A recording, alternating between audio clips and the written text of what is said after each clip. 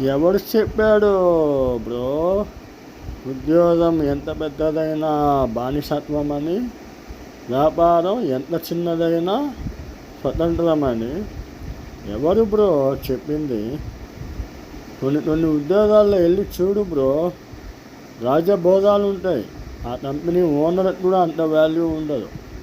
వాడు చెప్పిందే వేదం, వాడు అడిగిన జీతం, వాడికి కావాల్సిన ఇల్లు, కారు, అన్ని ఫెసిలిటీస్ ఉంటాయి. మరి అది రాజబోధమే కదా, బానిసత్వం ఎలా అవుతుంది? అదే కొన్ని వ్యాపారాలు వ్యాపారాల్లో నీకు స్వతంత్రం ఏడుంటుంది బ్రో? నువ్వు ప్రతివాడికి సమాధానం చెప్పాలి. నీకు నష్టం వల్ల అందరూ నీ బాసులే. ఉద్యోగంలో ఉండేవాడు